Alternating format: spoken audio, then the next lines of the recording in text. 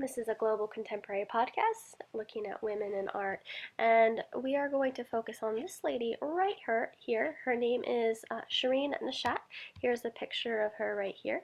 She is an Iranian-born artist, and the work that we're looking at comes from a series called the Women of Allah series. Allah means God in Arabic, and each of her works of art contain one of these four symbols that are associated with Western representation of the Muslim world: the veil, the gun, the text, and the gaze. Uh, so, um, while these symbols have taken on a particular charge since 9/11, the series was created earlier and reflects changes that have taken place in the region since 1979, the year of the Islamic Revolution in Iran. So the Islamic Revolution, Iran had been ruled by what's called a Shah, their leader, and he took power in 1941 during the Second World War. And then the Persian monarchy was overthrown, so they were then overthrown by revolutionaries, and the dictatorship was known for violent repression of political and religious freedom, and also modernization of the country along cultural models. So post-war Iran was an ally of the British and the US, and was markedly progressive towards the regards of women's rights. But the Shah regime, however, grew steadily more restrictive, and revolutionaries eventually rose to abolish the monarchy in favor of a conservative religious government. And this is something that Shirin is talking about in her artwork. So she was raised in the United States. She is keenly aware of how Westerners view women, women from the Middle East, and you can see that here in the way that she uses these symbols. So the face is covered in text. Her face is divided with the gun, with the light on the right hand side and the darkness on the left hand side. She considers herself an opponent to the political regime in Iran. In fact, she's in exile. She can't go back there. So why the guns? Well, is she embracing violence? Is she against violence? What's going on here? Well, things kind of change a little bit when you know that the poem written on her face is actually a poem written by an Iranian woman who writes poetry on gender issues, particularly about the oppression of women. And the Iranian government does not look at this woman in a positive light. So she's taking the text and she's writing it on her face. Now, if you think about text being this important way of communicating, we may not be able to speak, but we can write. Text is a way that we can communicate. Oftentimes religions are passed down through text. So text takes on an important symbol here in the way that it is actually on the face, written on the face in Farsi.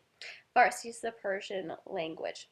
This particular poem is expressing piety.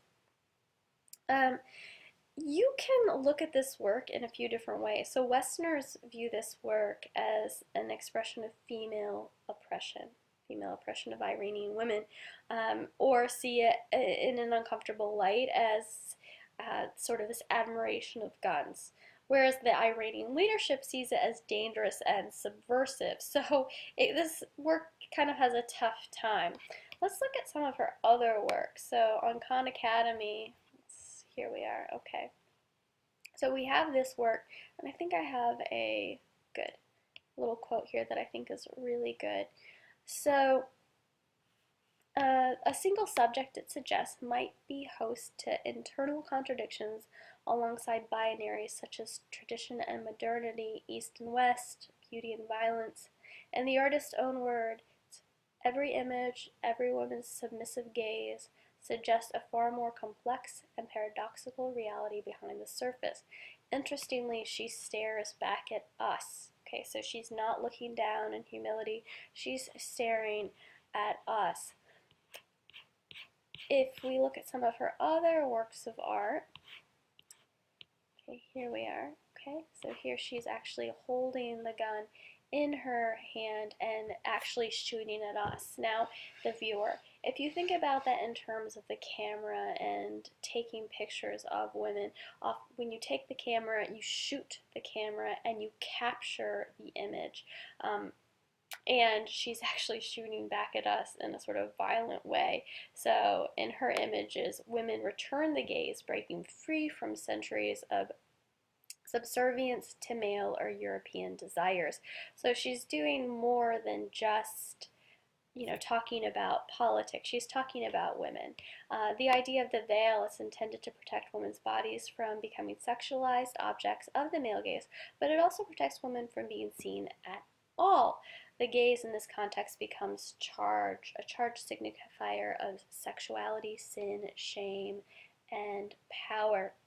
So it's interesting how we see all of these different artists talking about the woman's body, and there's a lot of ambiguity here, and this ambiguity is exactly what's happening. So we even see that in the way that young women dress today. So how much of our bodies do we show? How much, is there power in being attractive, or do you cover it all up? And I think these artists are all thinking about these ideas. What is exploitation of the woman's body? What does it mean to be free? As a woman, what can we wear as a woman and be free?